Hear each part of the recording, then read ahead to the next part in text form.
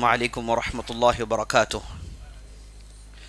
इन्नल हम्दुलिल्लाह नहमदुहु व नस्तईनुहु व नस्तगफिरुह व नऊज़ु बिल्लाहि मिन शुरूरि अनफुसिना व मिन सय्यिआति अअमालिना मन यहदिहिल्लाहु फला मुदिल्ल लह व मन युद्लिल फला हादिय लह व अशहदु अन ला इलाहा इल्लल्लाहु वहदहु ला शरीक लह व अशहदु अन्न मुहम्मदन अब्दुहु व रसूलुह व बअद फ़क़ाल अल्लाहु तबारक व तआला व नुनज़्ज़िलु मिनल क़ुरआनि मा हुवा शिफ़ाअुन व रहमह व क़ाल अलैहिस्सलातु वस्सलाम तदावौ मर्दाकुम सदक़ल्लाहु व रसूलुहु सल्लल्लाहु अलैहि वसल्लम। तमाम किस्म की तारीफ़ें व बड़ाई व बुज़ुर्गी अल्लाह रब्बुल आलमीन के लिए है, जो मालिक अर्ज़ व समा है, खालिक़ कायनात है और रब्बे समावात वल अर्द है। और लाखों करोड़ों दरूद व सलाम हो मुहम्मद बिन अब्दिल्लाह अल हाशिमी पर, जिन्हें अल्लाह ताला ने सारे कायनात के लिए रहमत बनाकर मबूस किया। मैं अल्लाह रब्बुल इज़्ज़त की बारगाह में दुआ करता हूँ कि अल्लाह ताला जिस तरह हमें इस मुबारक मजलिस में जमा किया है, इसी तरह हमें जन्नतुल फिरदौस में जमा करें। आमीन या रब्बल आलमीन। मैं अल्लाह से दुआ गो हूँ कि अल्लाह ताला रमज़ान की हमारी इबादतों को कबूल फ़रमाएँ, रमज़ान की हमारी नमाज़ें, हमारे रोज़े, हमारे ज़िक्र व अज़कार को कबूल फ़रमाएँ और जिनकी पादाश में हमारी गर्दनों को जहन्नम से रिहा करें। आमीन या रब्बल आलमीन। मैंने खुतबा मसनूना के बाद कुरान करीम की एक आयत की तिलावत की, जिसमें इरशाद बारी ताला है व नुनज़्ज़िलु मिनल क़ुरआनि मा हुवा शिफ़ाअुन व रहमह। हमने इस कुरान में उन चीज़ों को नाजिल किया है जिसमें शिफा है और रहमत है मोमिन कौम के लिए। अल्लाह सुब्हानहु व तआला ने इस मुबारक किताब को, जहाँ उसके अंदर अक़ीदे की बिगाड़ का इलाज है, जहाँ मुख्तलिफ़ दिल के रोगों का इलाज है, वहाँ अल्लाह सुब्हानहु व तआला ने इस किताब के अंदर जिस्मों का भी इलाज रखा है। आप सल्लल्लाहु अलैहि वसल्लम की शरीयत जिसमें रूह के लिए इलाज है, उसी तरीक़े से जिस्म के लिए भी इलाज है। और जिस्मानी इलाज के ताल्लुक़ से आप सल्लल्लाहु अलैहि वसल्लम ने बहुत सारी बातें बताई, जिन्हें आगे चल के अहले इल्म ने अत्तिब्बुन नबवी, प्रोफेटिक मेडिकल के नाम से किताबें लिखी। इब्नुल क़य्यिम रहमतुल्लाहि अलैह एक बहुत बड़े आलिम हैं, उन्होंने एक मशहूर किताब लिखी जिसका नाम अत्तिब अन-नबवी है, जिसमें आप सल्लल्लाहु अलैहि वसल्लम ने इलाज के ताल्लुक़ से जो भी नुस्खे बयान किए, उसकी तफसील उन्होंने उस किताब में डाल दी। आप सल्लल्लाहु अलैहि वसल्लम की एक हदीस है जिसमें आप सल्लल्लाहु अलैहि वसल्लम ने इरशाद फरमाया, अल मुअमिनुल क़विय्यु खैरुम मिनल मुअमिनिज़ ज़ईफ़। ताकतवर मोमिन कमज़ोर मोमिन से बेहतर है। अहले इल्म ने इस हदीस का माना बयान किया, कहा कि आप सल्लल्लाहु अलैहि वसल्लम ने इस हदीस के अंदर दोनों सेहतों का ख्याल किया, एक ईमानी सेहत और एक जिस्मानी सेहत। हाँ, वो मोमिन अल्लाह की नज़र में ज़्यादा मर्तबे वाला है जिसका ईमान ज़्यादा पुख्ता है, जिसका भरोसा अल्लाह पर कुल्ली है, जो अल्लाह पर मुकम्मल तवक्कुल करता है। इसके बढ़ोतरी में, इसके फ़ौक़ियत में शक नहीं उस मोमिन पर जिसका ईमान कमज़ोर है, जिसका ईमान घटा हुआ है, जो ईमानी एतबार से कम है। आप सल्लल्लाहु अलैहि वसल्लम ने इस हदीस के अंदर सेहत ईमान का भी ख्याल किया और साथ साथ आप सल्लल्लाहु अलैहि वसल्लम ने जिस्मानी सेहत का भी ख्याल किया। माना ये कि वो मोमिन जिसके दिल में ईमान पुख्ता हो और उसका जिस्म मजबूत हो, वो ज़्यादा बेहतर उस मोमिन से है जिसका ईमान पुख्ता हो लेकिन जिस्म कमज़ोर हो। इससे मालूम हुआ कि हमारी शरीयत जहाँ रूह की ग़िज़ा मुहैया करती है, साथ साथ जिस्म का भी एहतमाम करती है। इलाज, मुआलजा, तिब्बी मसाइल, तिब को लेकर, सेहत को लेकर अल्लाह और अल्लाह के रसूल सल्लल्लाहु अलैहि वसल्लम ने बहुत सारी बातें बताई। अगर आप बात आगे बढ़ाएंगे आपको मालूम हो जाएगा कि जितनी भी इबादतें हैं, वो आप नमाज ले लीजिए, रोजा ले लीजिए, ज़कात ले लीजिए, हज ले लीजिए और दूसरे अखलाक की बातें ले लीजिए, हराम से बचने को ले लीजिए, इन तमाम में जहां रूह की तक़वियत है, जहां रूह को मजबूती मिलती है, वहां जिस्म को भी मजबूती मिलती है। इस्लाम ने अगर किसी चीज को हराम करार दिया, आप देखेंगे कि उसमें जहां इंसान के दिलो दिमाग को नुकसान है, वहां उसके जिस्म को भी नुकसान होता है। मिसाल के तौर पर ये नशे आवर चीजों को ले लीजिए। अगर कोई आदमी शराब पीता है तो वो आदमी जहां पागल और दीवाना जैसा नजर आता है, जहां उसकी हरकतों को देखकर बच्चे शर्माते हैं, साथ साथ वो आदमी अपनी तबीयत को भी बर्बाद करता है। उसकी किडनियां खराब हो जाती हैं, उसका लीवर पामाल हो जाता है और उसे कभी भी कोई भी रोग आ सकता है। दूसरे नशे आवर चीजें जब लोग इस्तेमाल करते हैं तो देखते हैं कि उनमें उनकी जिस्म में इतने नुकसानात होते हैं कि बहुत सारे मर्दों की मर्दानगी चली जाती है, बहुत सारी औरतें बच्चा जनने से कासिर रह जाती हैं। तो लिहाजा अजीज साथियों, मैं आपके सामने उन बातों को पेश कर रहा हूं जिनका ताल्लुक इंसान के जिस्म से है। तो मैं बता रहा था कि अल्लाह के रसूल सल्लल्लाहु अलैहि वसल्लम ने हमेशा जिस्म की एहतमाम, जिस्म की सेहत का भरपूर ख्याल किया। आप सल्लल्लाहु अलैहि वसल्लम ने एक हदीस में इरशाद फरमाया कि एक मोमिन का दूसरे मोमिन पर 6 हुकूक हैं, 6 राइट्स हैं। उसमें सलाम है और उसमें खास तौर पर इयादतुल मरीद है, बीमार की जियारत है। क्योंकि जब आदमी बीमार पड़ता है, उसका जिस्म कमजोर पड़ता है, वो किसी भी चीज को सोचने का काबिल नहीं रहता, वो इतनी उसकी तवानाई चली जाती है, इतना कमजोर हो जाता है कि वो सिर्फ राहत लेना चाहता है। उस मौके पर वो कोई दूसरा काम नहीं कर सकता। इसलिए इस्लाम में अगर आदमी मरीज हो तो उसके लिए ढेर सारे छूट है। यहां तक कि वो रोजा भी छोड़ सकता है, यहां तक कि वो नमाजों को जमा करके अपने घर में पढ़ सकता है। मरीज के लिए इस्लाम में ढेर सारे ऑप्शंस दिए गए हैं क्योंकि इंसान की जरूरत है। तो आप सल्लल्लाहु अलैहि वसल्लम ने एक मोमिन का दूसरे मोमिन पर हक जहां बयान किया, वहां यह कहा कि वो अगर बीमार पड़ जाए तो उसकी इयादत की जाए, क्योंकि आप सल्लल्लाहु अलैहि वसल्लम जिस्मों पर भी एहतमाम बरतते थे, सेहत का भी एहतमाम बरतते थे। आप सल्लल्लाहु अलैहि वसल्लम के ज़माने में एक सहाबी इंतहाई मरीज पड़ जाते हैं। उन्हें इलाज करने के लिए बनुन्नार एक मशहूर कबीला इलाज मुआलजे के लिए मशहूर था। तिब्बी और डॉक्टर्स इस कबीले में पाए जाते थे। तो वो कबीले के 2 फर्द आए इस मरीज की इयादत करने के लिए और इस मरीज की ट्रीटमेंट करने के लिए। तो आप सल्लल्लाहु अलैहि वसल्लम ने उन दोनों को देखा, देखकर कहा, मन अतब्बु मिनकुमा, तुम में से ज्यादा तजुर्बेकार ट्रीटमेंट्स में, इलाज मुआलजे में किसको है? एक ने कहा कि या रसूलल्लाह मुझे है। तो आप सल्लल्लाहु अलैहि वसल्लम ने कहा कि आप इसका इलाज करें।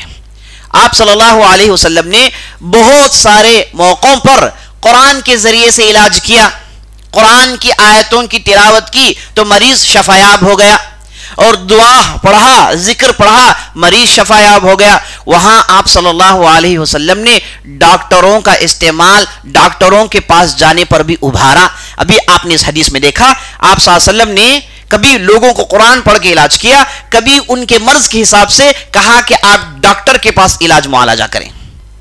साद बिन उबादा एक सहाबी थे जो मक्के में बीमार पड़ गए थे। लड़ाई के दौरान एक तीर उनके गले के पास उतर गई थी जिससे ज्यादा खून बह गया था। तो आप सल्लल्लाहु अलैहि वसल्लम उनकी इयादत के लिए जाते हैं, वो लागीर और नातवान हो गए थे।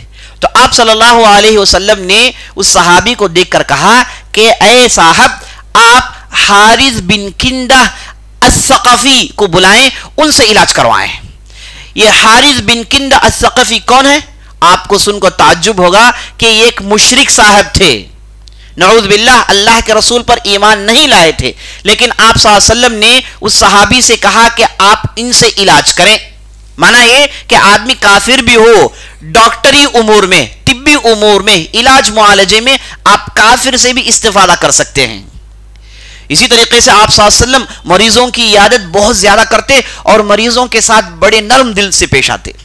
जब आदमी मरीज हो गया तो उसके साथ रहमत और राफत का मामला करते और उसके साथ नरम बातें करते, उनकी बार बार जियारत करते, जिनकी वजह से मरीज की तक़वियत होती है और वो बहुत जल्दी अपनी बीमारी से बाहर निकल आता है। एक सहाबी जिनका नाम साद बिन अबी वक्कास था, ये इतने बीमार पड़ते हैं मक्के के सफर के दौरान कि इनकी उम्मीद नहीं रही आगे चल के कि ये जिंदा रहेंगे। तो आप सल्लल्लाहु अलैहि वसल्लम ने इनकी इतनी इयादत की, इतनी जियारत की और इतना दिलासा दिया और इतनी हिम्मत दी कि साद बिन अबी वक्कास जो बिल्कुल अपनी जिंदगी से हाथ धो बैठे थे, यहां तक उन्होंने कह दिया कि या रसूलल्लाह, अगर आप इजाजत दें तो मेरी पूरी दौलत अल्लाह के राह में मैं सदका व खैरात कर देता हूं। तो आप सल्लल्लाहु अलैहि वसल्लम ने कहा कि हरगिज ऐसा मत करें, अगर आपको देना है तो सारा माल ना दें। तो साद बिन अबी वक्कास ने कहा कि या रसूलल्लाह, मेरी तो एक छोटी सी लड़की है और मेरे पास ढेर सारा माल है, मेरे पास ढेर सारी दौलत है, अगर आप इजाजत दे तो मैं आधा माल अल्लाह के राह में खर्च कर देता हूं। नबी सल्लल्लाहु अलैहि वसल्लम ने कहा कि ऐसा भी मत करें, क्योंकि आप अपने बच्चों को बगैर माल के छोड़ें और वो लोगों के दरमियान हाथ फैलाते हुए घूमें, ये बेहतर नहीं हो सकता उससे कि आप उनके पास कुछ माल छोड़ें और वो बगैर किसी के पास मांगे बड़े आराम से जिंदगी गुजारें। तो उसके बाद वो सहाबी ने कहा कि रसूलुल्लाह, अगर आप ऐसा कहते हैं तो मैं मेरे माल का 1/3 1/3 अल्लाह के राह में सदक़े में दे देता हूं। तो नबी सल्लल्लाहु अलैहि वसल्लम ने कहा कि वस्सुलुसु कसीर, ठीक है 1/3 1/3 ठीक है, लेकिन वो भी ज्यादा है, इसमें भी तुम कम कर लो तो अच्छी बात है। तो आप सल्लल्लाहु अलैहि वसल्लम साद बिन अबी वक्कास के साथ इतनी इयादत की और उन्हें इतना दिलासा दिलाया कि अल्हम्दुलिल्लाह साद बिन अबी वक्कास सेहत आब हो गए, शफायाब हो गए और उन्होंने नबी सल्लल्लाहु अलैहि वसल्लम के बाद लंबी जिंदगी गुजारी और मारकत नहावंद और बड़ी बड़ी लड़ाइयों को इन्होंने सर किया और तारीख में बहुत बड़ा नाम कमाया। ये साद बिन अबी वक्कास थे जो मौत के दहलीज पर खड़े हो गए थे। आप सल्लल्लाहु अलैहि वसल्लम ने इनकी इयादत की और इनके साथ बेहतरीन सलूक किया। आप सल्लल्लाहु अलैहि वसल्लम के रहमत और राफत की वजह से ये अपने मर्ज से बाहर निकल आए। उसी तरीके से हम देखते हैं एक मरतबा साद बिन मुआज, एक सहाबी बीमार पड़ जाते हैं, तो आप सल्लल्लाहु अलैहि वसल्लम ने उनके इलाज के लिए एक औरत डॉक्टर जिनका नाम रफीदा था, आप सल्लल्लाहु अलैहि वसल्लम ने कहा कि रफीदा से आप इलाज करवाएं। यहां पर आप देखते हैं कि आप सल्लल्लाहु अलैहि वसल्लम ने एक मुशरिक से इस्तिफादा किया इलाज मुआलजा करने के लिए। यहां पर आप देखते हैं कि आप सल्लल्लाहु अलैहि वसल्लम एक औरत से कह रहे हैं कि आप एक मर्द का इलाज करें, क्योंकि जब आदमी बीमार पड़ जाता है वहां पर इलाज की अशद जरूरत होती है। और इलाज करना अजीज साथियों ये ऐन तवक्कुल है, ये ऐन तवक्कुल है। हाँ, इब्राहिम अलैहिस्सलाम से साबित है कुरान के अंदर, उन्होंने कहा हुवल्लज़ी, मैं जब बीमार पड़ता हूं हुवल्लज़ी यशफीनी, वही मुझे शफा देता है जब मैं बीमार होता हूं, इब्राहिम अलैहिस्सलाम ने कहा। लेकिन नबी सल्लल्लाहु अलैहि वसल्लम की सुन्नत यह है कि जब आदमी बीमार पड़े तो बाकायदा इलाज मुआलजा करें। इलाज मुआलजा करता है आदमी तो वो आदमी ऐन तवक्कुल कर रहा है। जब उसे इलाज मुआलजे का कोई जरिया नहीं मिला तो उस वक्त उसने कहा कि मैं अल्लाह पर छोड़ता हूं, तो और बात है, लेकिन जराए मौजूद हैं इलाज मुआलजे करने के लिए, दवाइयों के लिए लोग मौजूद हैं, तो उनसे बाकायदा इलाज करना ये ऐन तवक्कुल है। आप सल्लल्लाहु अलैहि वसल्लम ने एक हदीस में इरशाद फरमाया, मा अंज़लल्लाहु दान इल्ला अंज़ल लहु दवा, अल्लाह ने कोई ऐसा मर्ज, कोई ऐसी बीमारी नाजिल नहीं की जिसके लिए अल्लाह ने दवा नाजिल नहीं की हो। माना ये कि हर बीमारी के लिए इलाज मुमकिन है। एक दूसरे हदीस में आप सल्लल्लाहु अलैहि वसल्लम ने कहा कि अगर आप लोग बीमार हो जाएं, तदावौ, आप दवाई लें, इलाज करें। तो अहले इल्म ने कहा कि यह फ़िअलुल अम्र है, हुक्म दिया गया है कि आप इलाज करें, दवाई लें। तो जब आदमी बीमार पड़ जाता है उस पर वाजिब होता है कि वो इलाज लें, दवाई खाएं, ताकि वो शफायाब हो जाए। तो अहले इल्म ने इतनी सारी बातें बताई। तो आपको इस मुकद्दिमे से पता चल गया होगा कि आज हम किस शख्स को लेकर गुफ्तगू करने वाले। आज हम जिस शख्सियत को लेकर गुफ्तगू करने वाले हैं वो बहुत बड़े इस्लामी डॉक्टर गुजरे हैं। अजीज साथियों, जब भी हम डॉक्टर अस्पताल की बात करते हैं तो हमें यहाँ के अस्पताल जहन में घूमते हैं। अस्पताल नहीं, ये तो आर्मी कैंप्स होते हैं जहां पर आपको निछोड़ा जाता है, जैसे ही आप दाखिल होते हैं, अस्पताल के लोग रिसेप्शनिस्ट जो बैठे हैं वो दोनों हाथ खोलकर, थैला खोलकर बैठे हैं कि कैसे आपको लूटें, और फौरन आपको डराते हैं, आपसे कहते हैं कि आप फलां फलां बीमारी में मुब्तला हैं, आप इलाज से पहले इतना पैसा भर्ती कर दें। लोग जाते हैं मजबूरी में, इतना बड़ा बड़ा पैसा लगाते हैं और इलाज मुआलजे में लोग लुटा लुटा कर गरीब हो गए। ऐसे भी मौके आए कि लोग अस्पतालों के सामने अपने घर के दस्तावेज लेकर बैठ गए, डॉक्यूमेंट्स, कि आप इलाज कराएं, कैश नहीं, ये डॉक्यूमेंट्स ले लें, हमारी जिंदगी बचा दें। तो अजीज साथियों, हिंदुस्तान जैसे मुल्कों में हम देखते हैं कि अस्पताल का गोल इतना खतरनाक है कि इन्हें लुटेरों से कम दर्जा देना नहीं चाहिए। यहां पर इन्हें सिर्फ पैसे निकालने का सिर्फ इनके जहन में होता है, और बहुत ही कम हैं जो ठीक ढंग से इलाज करते हैं, जिनके पास पैसों की ख्वाहिश नहीं। अजीज साथियों, मैं आपको यह मंजर इसलिए दिखा रहा हूं ताकि मैं आपके सामने कंपेयर कर कर दिखाऊं कि इस्लामी दौर में अस्पताल कैसे होते थे। पहले तो मैं आपको यह बता दूं कि जो अस्पताल है, सबसे पहले दुनिया को अस्पताल इंट्रोड्यूस कराने वाले मुसलमान हैं, याद रख लीजिए आप। इससे पहले होता यह था कि लोग तबीब के पास जाते, यानी तबीब माना डॉक्टर, तबीब के पास जाते और उसके पास इलाज मुआलजा कराते। लेकिन बाकायदा एक घर जिसमें मरीजों को लाकर रखा जाए, जिन मरीजों के लिए बेहतरीन माहौल दिया जाए, उनके लिए रहन सहन का बाकायदा अच्छा इंतजाम किया जाए, सेहतमंद ग़िज़ा का इंतजाम किया जाए और ठीक दवाइयाँ उन्हें दें, 24 घंटे उनकी खिदमत करें, क्योंकि मरीज दूसरों का मोहताज होता है, उसे कोई खादिम चाहिए जो उसकी खिदमत करे। तो ये जो सेटअप है, बाकायदा एक जगह लेकर जहां पर मरीजों का इलाज मुआलजा करें, उनकी बाकायदा खिदमत की जाए, इसके लिए अस्पताल का कॉन्सेप्ट सबसे पहले मुसलमानों ने दिया। और ये सबसे पहले अस्पताल अजीज साथियों बना गया दिमश्क के अंदर, और वो भी बनने वाले हमारे वलीद बिन अब्दुल मलिक अल उमवी हैं, जिनके ताल्लुक से आपने 2 दिन पहले पूरी तफसील सुनी। उन्होंने अस्पताल बनाया। सुभान अल्लाह, मुसलमानों ने जब स्टार्ट किया तो बेहतरीन स्टार्ट किया, बेहतरीन शुरुआत की। पहला अस्पताल बनाया गया पूरे स्पेशलाइजेशन के साथ, ऐसा अस्पताल जिसके अंदर सिर्फ कोड़ी का इलाज होता था। शुरू में ही स्पेशलाइजेशन, जनरल डॉक्टरी नहीं, शुरू में स्पेशलाइजेशन, ऐसा अस्पताल जिसमें कोड़ी का इलाज होता था। तो वलीद बिन अब्दुल मलिक ने डॉक्टरों को सारी दुनिया से जमा किया और यहां पर 24 डॉक्टर मुतय्यन किए कि जब भी मरीज पहुंचे उसके इलाज के लिए डॉक्टर मौजूद हो, और जब भी मरीज आता है तो उसके साथ क्या सलूक होता है, अब मैं आपके सामने वो तफसील रखने वाला हूं। आप उसे सुनकर शुशदर आपकी आंखें फटी की फटी रह जाएंगी, और बाज लोग जरूर इसे ये सही नहीं हो सकता आप जरूर सोचेंगे, क्योंकि माहौल हमारा ऐसा है। मैं आपको यकीन दिलाता हूं, मैं आपके सामने मोतबर किताबों से बातें नकल कर रहा हूं, ऐरे गैरे नट्टू खैरों की बात मैं आपके सामने नहीं ला रहा हूं, मोतबर किताबों से मैं आपके सामने बात नकल करता हूं। तो जब मुसलमानों ने अस्पताल बनाया, जब मरीज आता था तो उसका इलाज कैसे होता था, ये सुन लीजिए आप। पहला मरीज आता तो उसका इस्तकबाल एक जनरल डॉक्टर करता, जो उसके नब्ज को पकड़ता, उसके चेहरे को देखता, उसके आंखों को देखता, और उसके बाद उसकी मर्ज को डायग्नोसाइज करता कि क्या तशखीस करता कि क्या मर्ज है इसके अंदर। उसके बाद वो एक दूसरे मरहले में उस मरीज को भेज देता।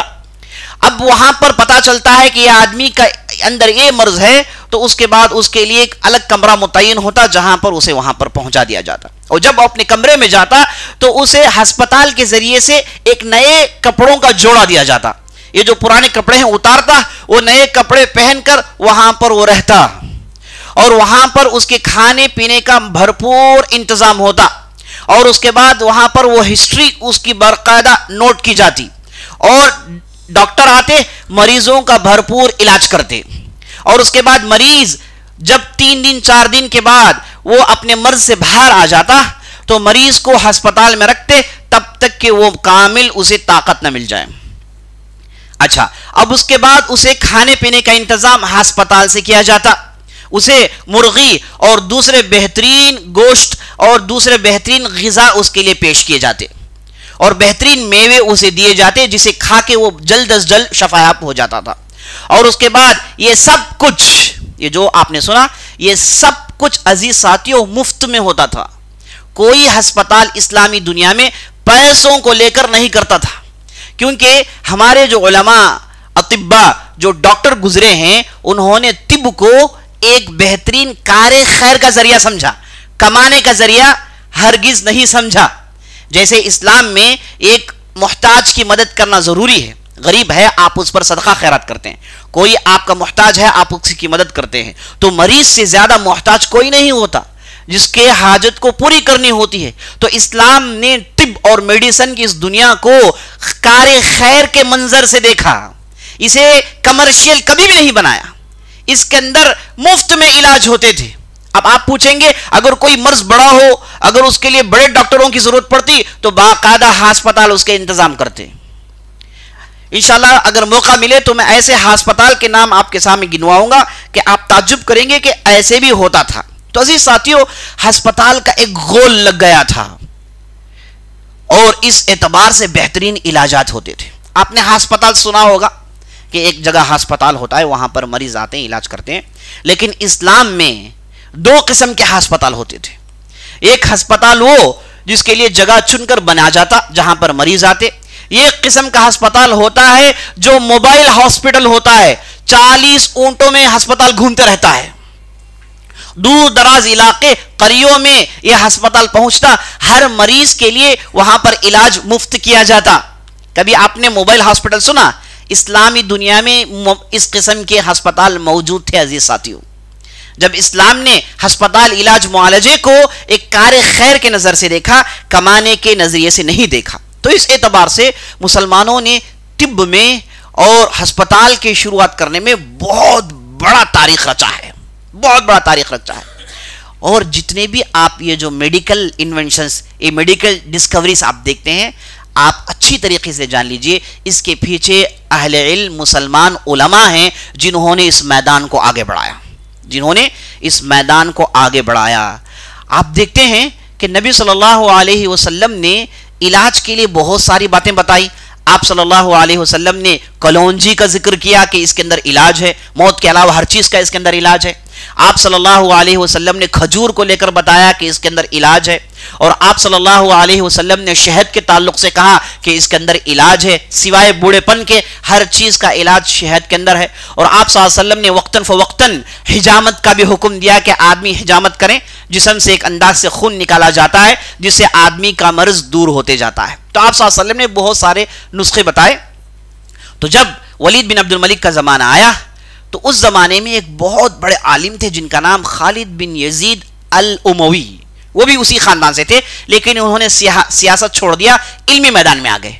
तो ये साहब थे जिन्होंने बाकायदा मेडिकल फील्ड में मेहनत की और यूनान, ग्रीक, हिंदुस्तान और पर्शिया से तिब्बी किताबों को मंगाया, यानी मेडिकल रिलेटेड बुक्स को मंगाया और इसका तर्जुमा किया। और तर्जुमा करने के बाद ये थोड़े बहुत इलाज किया करते थे, लेकिन आगे चल के इस मैदान में मुसलमानों ने बहुत बड़ी रकम तराशी है, बहुत बड़ा काम किया है। आज जो शख्सियत को मैं आपके सामने पेश करने वाला हूं उनका नाम है अबू बकर अर्राजी। अबू बकर अर्राजी, पूरा नाम है मोहम्मद बिन जकरिया अर्राजी, जिनकी पैदाइश हुई 250 हिजरी में और इनकी वफात हुई 311 में। अभी आप देखेंगे कि मैंने एक गुमनाम शख्स को आपके सामने इसलिए लाया कि इनके अंदर गैर मामूली खूबियां हैं, गैर मामूली खूबियां हैं, जिसकी वजह से मैंने आपके सामने इनका जिक्र किया है।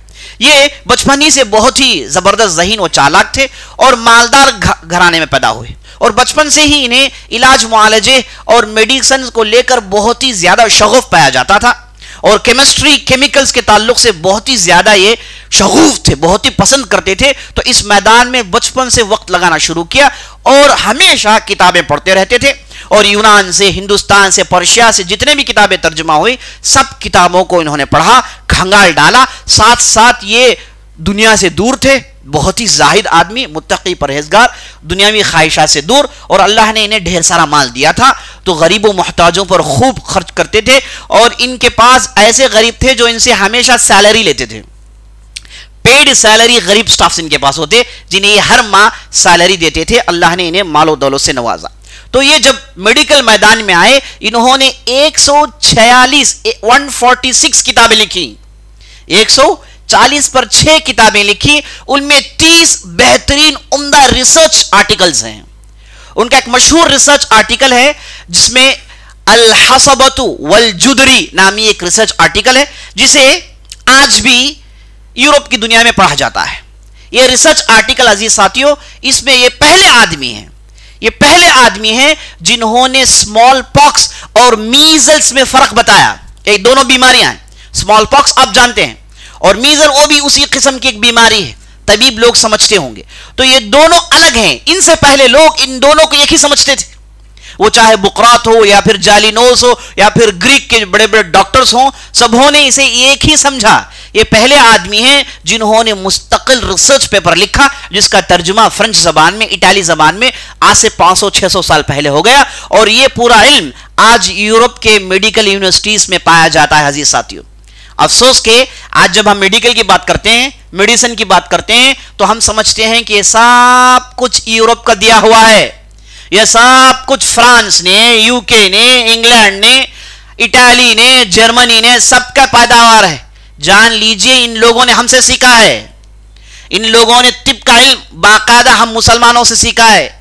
हम मुसलमानों ने ग्रीक, हिंदुस्तान, पर्शिया की किताबों को जमा करके तिब के मैदान को और तरक्की दी और इसमें 4 चांद लगाए और इसके अंदर ढेर सारे इन्वेंशंस, ढेर सारे डिस्कवरीज किए। अभी आपने हॉस्पिटल की बात सुनी, तफसील में जाने का मौका नहीं। फार्मेसीज, दवाई बनाने के इदारे मुसलमानों ने बनाए और बाज बादशाह ऐसे थे, मस्जिद बनते, मस्जिद के पीछे हिस्से में एक दुकान लगाते या फिर एक गुडौन लगाते जिसका नाम होता खजानतुश शराब, जहां पर दवाइयां हमेशा मुफ्त मिलती। नमाज के लिए लोग आते और वहां से दवाइयां लेकर चले जाते। मसाजिद में इसका इंतजाम होता।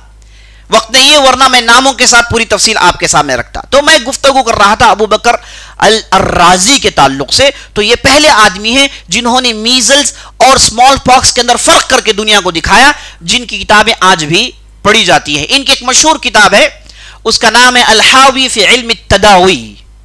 अल-हावी फी इल्म तदावी। इस किताब का बाकायदा फ्रेंच जबान में और इटाली जबान में तर्जुमा हुआ 1486 में, जब प्रिंटिंग मशीन्स फाइंड आउट किए गए तो सबसे पहले इस किताब को छापा गया, जो 25 वॉल्यूम में तर्जुमे के बाद छपा है।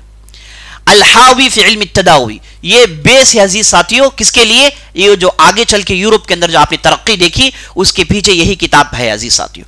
आज भी आप प्रिंसटन एक बहुत बड़ी यूनिवर्सिटी है, यह है अमेरिका के अंदर न्यू जर्सी में। आज भी वहां जाएंगे, वहां की एक लाइब्रेरी में आप देखेंगे अल राजीस म्यूरल, यानी ये जो अबू बकर राजी हैं, इनके नाम पर एक बहुत बड़ा हॉल वहां पर उन्होंने डेडिकेट किया और इनके तिब्बी कारनामों का वहां पर जिक्र किया है। इनकी तस्वीर को बनाकर उन्होंने रखा है और इन्हें सेंचते हैं, इनकी इज्जत करते हैं। कौन करते हैं? ये यूरोप करते हैं, है ना। हालांकि उन्होंने बहुत सारे नामों को तो बदल दिया। उन्होंने इब्न सीना को अविसेन्ना कहा। अल कानून इब्न सीना ने जो लिखी, जो तिब की किताब आज भी मेडिकल एमबीबीएस के लोग पढ़ते हैं उसे, इसका नाम इन्होंने रखा द कैनन। अल कानून को उन्होंने बदला दिया द कैनन के नाम से। इब्न सीना को उन्होंने कहा अविसेन्ना। ऐसे नाम लगता है गोया कि कोई इटालियन है, ऐसे लगता है कि गोया ये साहब जो है कोई ब्रिटिश और यहाँ पर फ्रेंच हैं। ये इस्लामी दुनिया के बहुत बड़े अरबी स्कॉलर हैं अजीज साथी, इब्न सीना, जो दुनिया के बहुत बड़े डॉक्टर माने गए। तो इनकी किताब आज भी पढ़ाई जाती है इनके यूनिवर्सिटीज में। तो मैं बताया रहा था कि अर्राजी पहले आदमी हैं जिन्होंने स्मॉल पॉक्स और जदरी नाम के इन बीमारियों में फर्क करके दिखाया। और अबू बकर राजी ये आदमी हैं जिन्होंने दुनिया में पहली मर्तबा, वरना लोग ये समझते थे कि जब आदमी कोई चीज को देखता है तो लोग कहते हैं कि आदमी के आंखों से कुछ रोशनी निकलती है और ये रोशनी उन चीजों में पड़ती है तो आदमी को वो चीजें नजर आती हैं। अब आप लोग मुझे देख रहे हैं तो कदीम तिब के एतबार से आपके आंखों से रोशनियां निकलती हैं, वो मुझ पर पड़ती हैं, तो वो आप उन रेस के जरिए से आप मुझे देख पा रहे हैं। ऐसे ही आंखें काम करती हैं। ये कदीम बुकरात, सुकरात, जालिनोस जितने भी सबों ने इसी कॉन्सेप्ट को माना।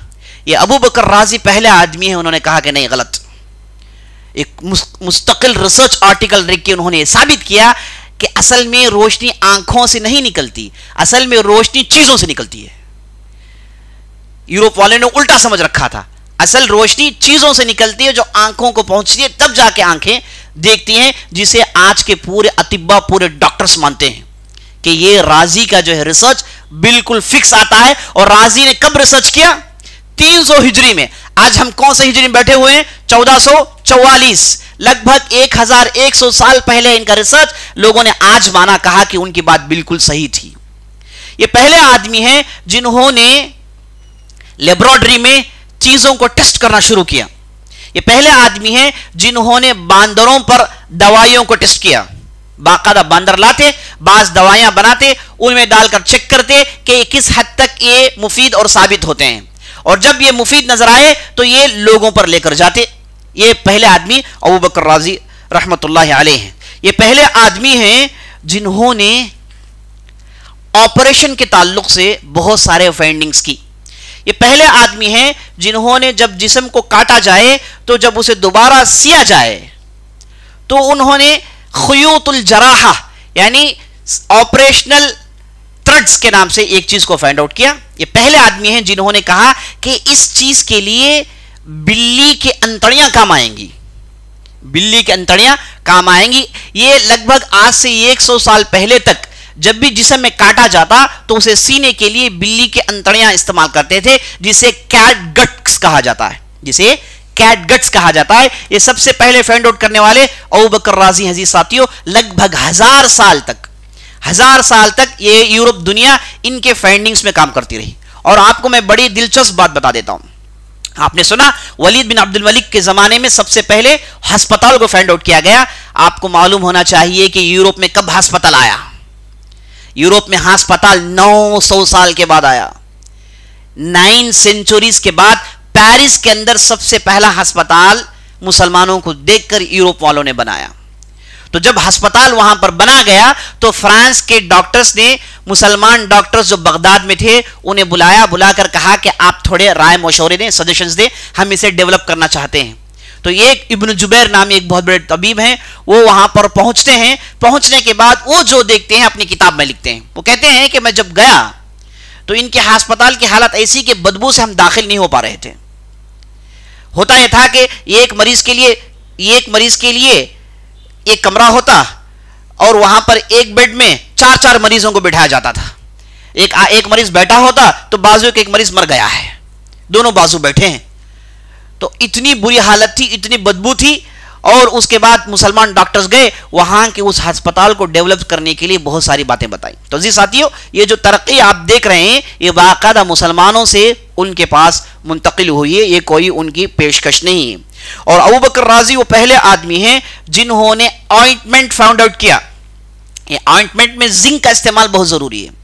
जब भी आदमी कुछ उसके अंदर कुछ आ जाए तो वो ऑइंटमेंट लगाता है। ये ऑइंटमेंट फर्स्ट फाइंड आउट करने वाले अबू बकर राजी रहमतुल्लाह अलैहि हैं। अजीज साथियों, उसी तरीके से इन्होंने औरतों को लेकर बीमारियों पर मुस्तकिल किताबें लिखी, बच्चों की बीमारियों पर और नर्सिंग इश्यूज पर गुफ्तगू की, और उसके बाद फर्टिलिटी पर गुफ्तगू की, और आंखों को लेकर इनके बहुत सारी रिसर्चर्स हैं। अजीज साथियों, ये पहले आदमी हैं कि इनके पास अगर कोई मरीज आए तो उस मरीज के हिस्ट्री को मेंटेन करते थे।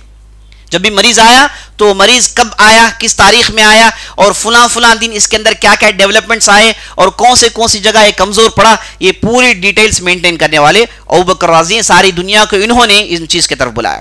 और ये पहले आदमी हैं जिन्होंने कहा कि जब आदमी मरीज पड़ जाए तो उसका इलाज गिजा से करना चाहिए, दवाइयां बाद में, पहले गिजा को दुरुस्त करें और प्रॉपर आदमी गिजा खाएं, खुद ब खुद वो दुरुस्त हो सकता है, उसके लिए कोई दवाइयों की जरूरत नहीं।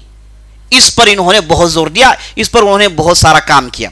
और उसके बाद इन्होंने कायदा सारी दुनिया को समझाया, एक बेहतरीन कायदा सारी दुनिया को समझाया। कहा कि मिजाजुन नफ्स ताबिउन लि अखलाकिल मरीज, आदमी का जो मिजाज है ये मरीज के साथ जो सुलूक किया जाता है उसके हिसाब से इसके अंदर तब्दीलियां आती हैं।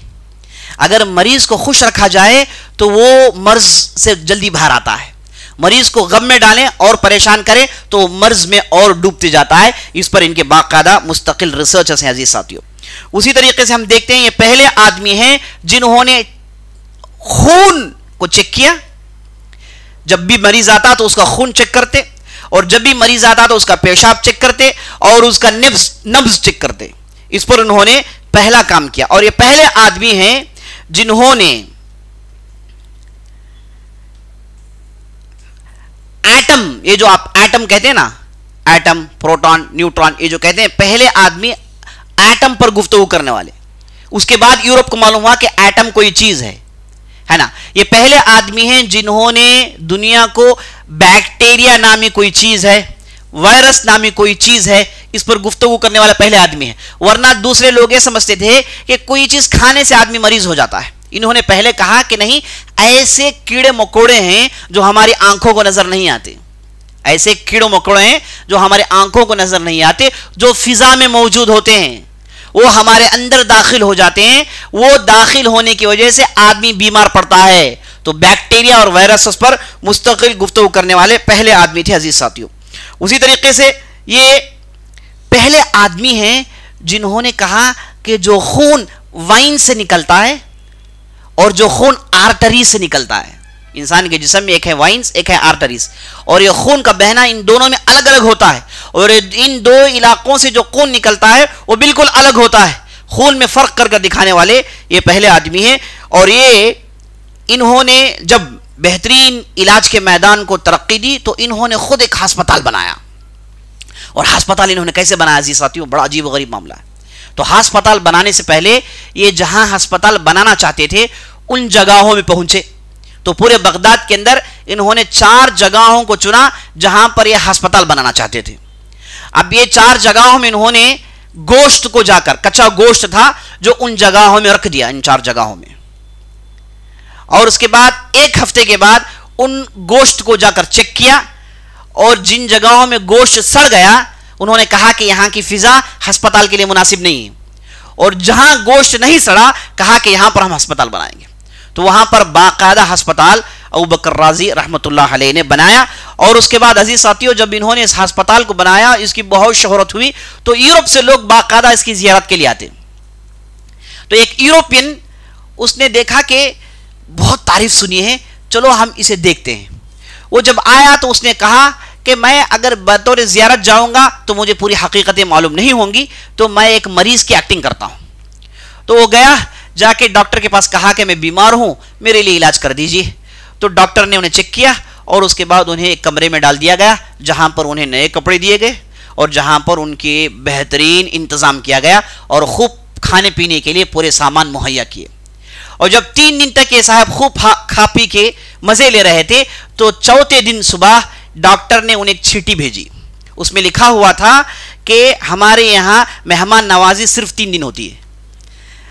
उसमें लिखा हुआ था कि हमारे यहाँ मेहमान नवाजी सिर्फ 3 दिन होती है। माना एक कि डॉक्टर को पहले ही दिन मालूम हो गया था कि यह आदमी एक्टिंग कर रहा है, लेकिन चूंकि आया है, दूर से आया है, मुसाफिर है, तो डॉक्टर ने इन्हें इजाजत दे दी।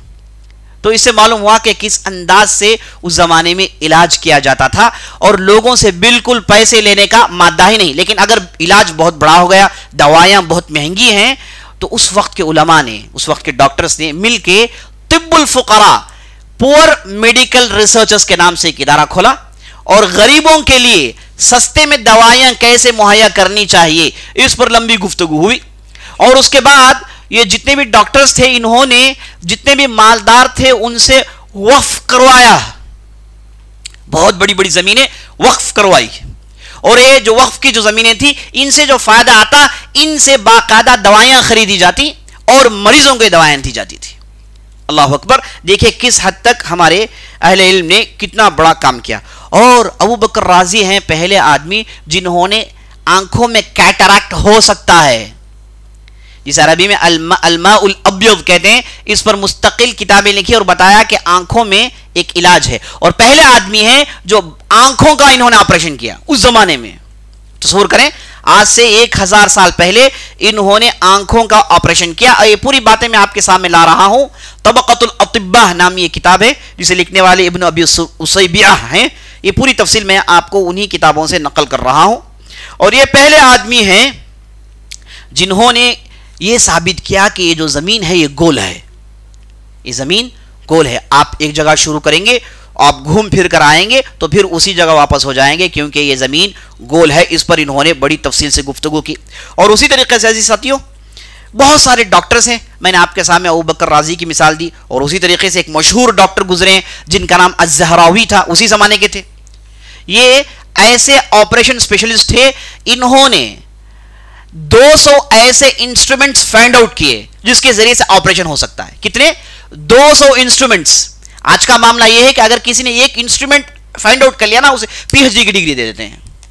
अगर कोई ऑपरेशन के लिए एक इंट्रोड्यूस कर दे, एक इंस्ट्रूमेंट जिसके जरिए से फला ऑपरेशन आसान कर दे, तो उसे पीएचडी की डिग्री देते हैं आज।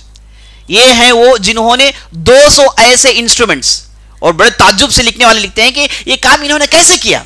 एक आदमी है, ये तो ग्रुप ऑफ डॉक्टर्स करने का काम है, एक आदमी ने इतना बड़ा काम किया कि 200 ऐसे आले फाइंड आउट्स किए जिसके जरिए से ऑपरेशन करना आसान हो जाए। और यूरोप के उलमा कहते हैं ज़हरावी दुनिया का सबसे बड़ा सर्जन है, इससे बड़ा सर्जन दुनिया में आज तक नहीं गुजरा। ये यूरोप स्कॉलर्स के अक़वाल मैं आपके सामने रख रहा हूं।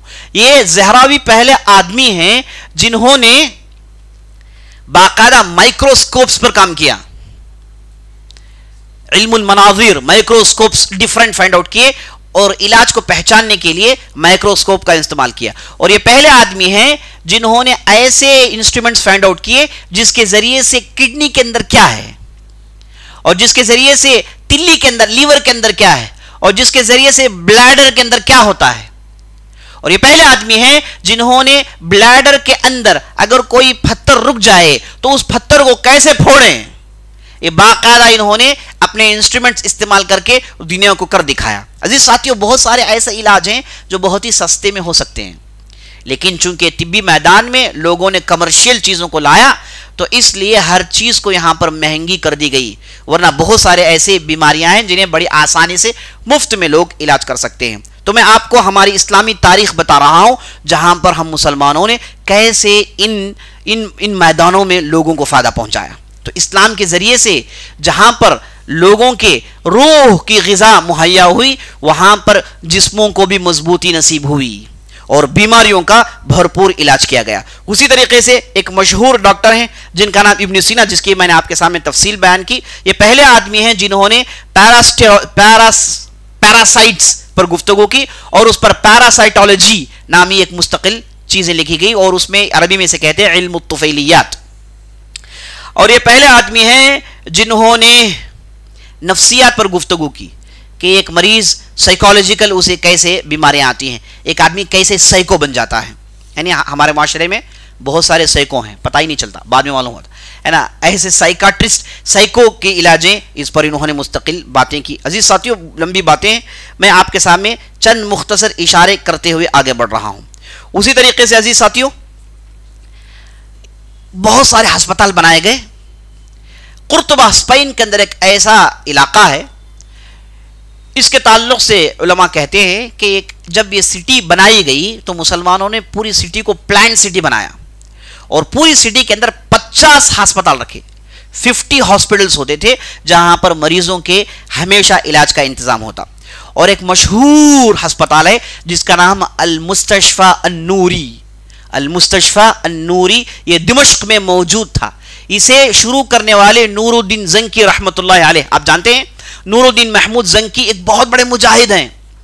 इन्होंने 6वीं हिजरी में, 7वीं हिजरी में जब ईसाई आलम इस्लामी में उमंड आए, ईसाई जब फ़लस्तीन को अपने कब्जे में कर लिया और 90 साल तक अपने कब्जे में रखे हुए थे, तो इन ईसाइयों को मार भगाकर दोबारा फ़लस्तीन को मुसलमानों के दामन में लाने वाले ये नूरुद्दीन ज़ंकी और इनके शाकिर सलाहुद्दीन अय्यूबी हैं, आप जानते हैं। और ये जब से बादशाह बने, सल्जुकी बादशाह थे, सुल्तान थे, जब से बादशाह बने ये हमेशा लड़ाई के मैदान में और दूसरी चीज़ों में इंतहाई मसरूफ़ थे। लेकिन इतनी मसरूफियत के बावजूद इन्होंने इस मैदान को नहीं छोड़ा। इन्होंने एक अस्पताल बनाया जिसका नाम अल-मुस्तशफा अन-नूरी था, जिसमें 24/7 हमेशा डॉक्टर्स मौजूद होते और यहाँ पर हर बीमारी का इलाज यहाँ पर किया जाता था और सारी दुनिया से डॉक्टर यहाँ पर आते। और हर अस्पताल में वहाँ पर एक मेडिकल कॉलेज भी होता था जहां पर लोगों को बाकायदा मेडिसिन की तालीम दी जाती। ये जो अस्पताल मैं बता रहा हूं आपको 600 हिजरी में से कायम किया गया और यह अस्पताल अजीज साथियों आज से 120 साल पहले तक मौजूद था। लगभग 800 साल, कोई भी हॉस्पिटल आप नहीं बता सकते जो 800 साल से रहा हो।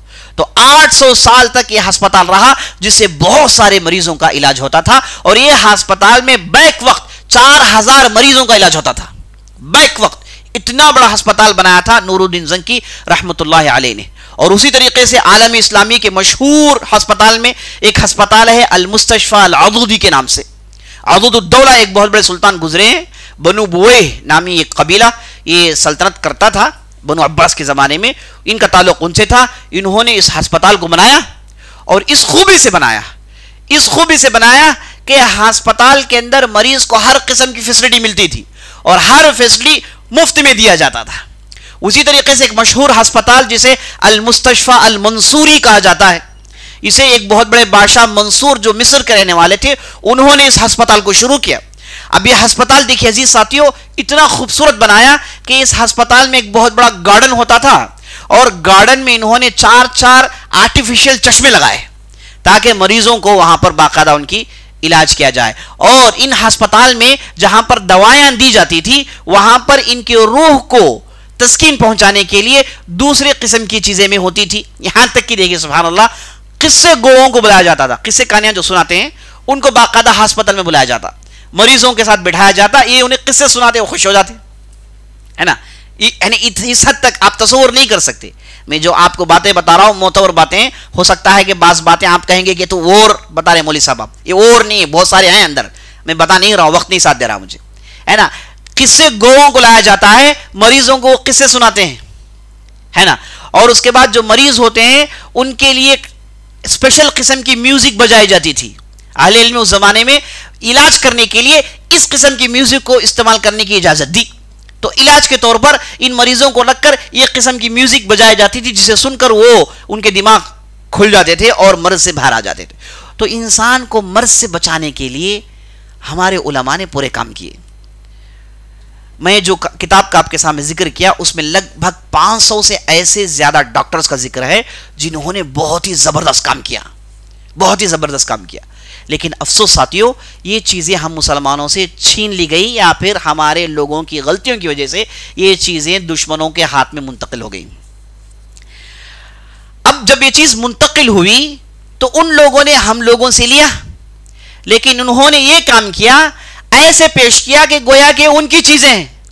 हालांकि अभी आपके मैंने सामने बताया कि प्रिंसटन यूनिवर्सिटी के अंदर एक पूरा हाल अल राजी के नाम से मौजूद है, लेकिन उसके बावजूद इन्होंने जितनी किताबों का उनकी जबान में तर्जुमा किया, बहुत ही कम ऐसे डॉक्टर हैं जो मानते हैं कि इसके पीछे मुसलमानों का हाथ है।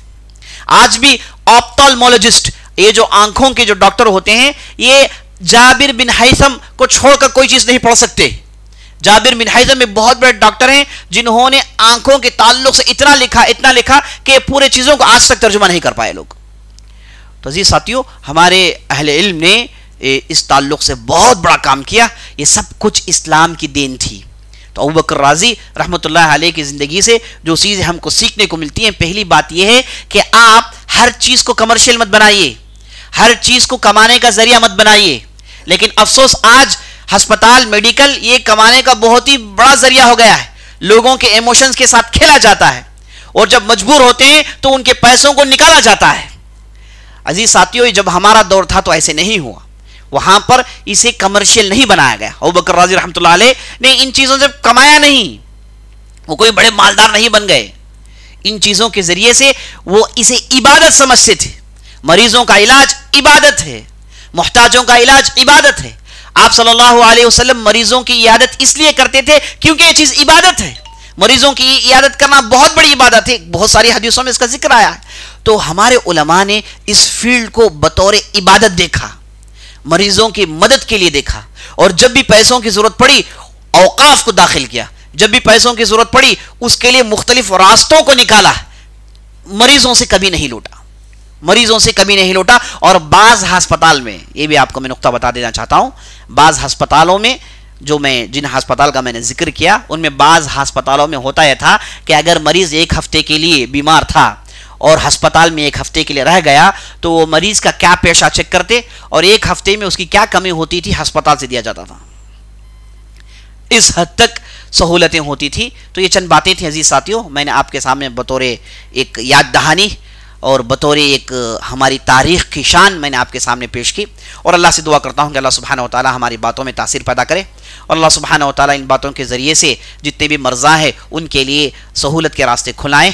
हाज़ा बिल्लाहि तौफ़ीक़ व सल्लल्लाहु अला नबीना मुहम्मद व अला आलिहि व सहबिहि अजमाइन। इंशाअल्लाह कल एक इसी तरीके से एक अनोखे मौजू को लेकर आपके सामने हाजिर होंगे। हम जैसा कि आपको बता चुका हूँ कि इन सिलसिलों में ये जो सीरीज़ है इसमें हम कोशिश ये करते हैं कि नए नाम आपके सामने आए और आपको मालूम हो कि सिर्फ बाज़ लड़ाई लड़ने वाले, बाज़ जिहाद के मैदान तक हम मुसलमान महदूद नहीं थे, बल्कि हर मैदान में मुसलमानों के अंदर ऐसे उलमा, ऐसे मुजाहिदीन और ऐसे सरदार किस्म के लोग पैदा हुए जिन्होंने दुनिया को फ़ायदा पहुँचाया, और इन्हें जानना हमारे लिए अशद ज़रूरी है। अल्लाह ताला से दुआ है कि अल्लाह सुब्हानहू व तआला हमारी मेहनतों को कबूल फरमाए। मौजू के मुताल्लिक़ कोई सवाल है तो कर सकते हैं। हाँ जी, सवाल ये कर रहे हैं कि ये जो भी आपके सामने वीडियोस आपको मिलते हैं यूट्यूब के ज़रिए से, आप इसे ज़रूर शेयर करें, दूर दूर तक इन बातों को पहुंचाएं। ये ऐसी बातें हैं जो नायाब बातें हैं, इन बातों को जानना बहुत ज़रूरी है। तो आप हज़रात से गुजारिश है कि आप इन चीज़ों को दूर दूर तक पहुंचाएं, जो भी इधर मौजूद है और जो भी ऑनलाइन में हमें देख रहे हैं, सबसे गुजारिश है कि आप लाइक करें और इन चीज़ों को आगे बढ़ाएं। जज़ाकल्लाह खैर।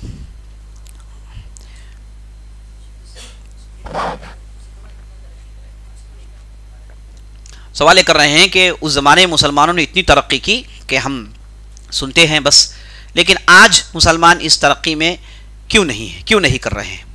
अजीज़ साथियों, मुसलमान इस दुनिया को रूल कर रहे थे। आज से 100 साल पहले तक हमारी खिलाफत मौजूद थी और मुसलमान सारी दुनिया को रूल करते थे, और जब मुसलमानों का रूल था तो मुसलमानों ने सारी इंसानियत को अमन का पैगाम दिया और सारी इंसानियत की खिदमत की। मुसलमान गैर मुसलमान कभी नहीं देखा, सबकी खिदमत की। लेकिन जब से मुसलमानों की ताकत टूट गई तो ऐसे लोगों ने इन ताकतों को उठा लिया जिनका गर्ज सिर्फ लूटना है, जिनका गर्ज सिर्फ कमाना है, जिनका गर्ज सिर्फ कमर्शियल एस्पेक्ट्स हैं। तो जब से इन लोगों के हाथ में चले गई तो इन्होंने सारी दुनिया के अंदर जो अमन व अमान था उसे ख़त्म कर दिया, और मुसलमान चूंकि कमज़ोर पड़ गए, मुसलमान के जो बड़े लीडर्स थे और मुसलमानों के जो बादशाह हैं उन्होंने इस्लाम पर अमल करना छोड़ दिया, इस्लाम पर फ़ख्र महसूस करना छोड़ दिया, इस्लाम को उन्होंने सानवी दर्जा दिया, तो अल्लाह सुब्हानहू व तआला ने उन लोगों पर इस किस्म का फटकार डाल दिया कि कमज़ोरों को हमारे ऊपर चढ़ा दिया। लेकिन अल्लाह सुब्हानहू व तआला बईद नहीं कि अल्लाह सुब्हानहू व तआला ऐसे लोगों को पैदा करे जिसके ज़रिए से हमारी जो माजी रोशन हमारा पास्ट रहा वो वापस आ जाए। अल्लाह आलम। सवाल ये कर रहे हैं कि औरतों का इलाज क्या मर्द कर सकते हैं? हाँ, बिल्कुल कर सकते हैं। अभी आपने सुना, आप सल्लल्लाहु अलैहि वसल्लम ने एक सहाबी का इलाज एक औरत डॉक्टर से करवाया। तो चूंकि मरीज़ मोहताज होता है, बीमारी के इलाज के लिए लोगों की ज़रूरत होती है, तो उस वक्त मर्द और औरत नहीं देखा जाता। अगर कोई इलाज के लिए औरत डॉक्टर्स मौजूद हों, औरतें मौजूद हों, तो औरत को चाहिए कि औरतों के पास जाएं ताकि वो पर्दगी बाकी रहे। लेकिन कोई इस मैदान का डॉक्टर नहीं या फिर इस मैदान का कोई माहिर नहीं, तो ऐसी सूरत में औरत मर्द के पास जाती है तो बिल्कुल जायज़ है। अगर वो बेपर्दगी होती है या फिर अपने पर्दे को हिटाती है, जितनी ज़रूरत है उतनी हिटाने की इजाज़त है इंशाअल्लाह। वल्लाहु आलम।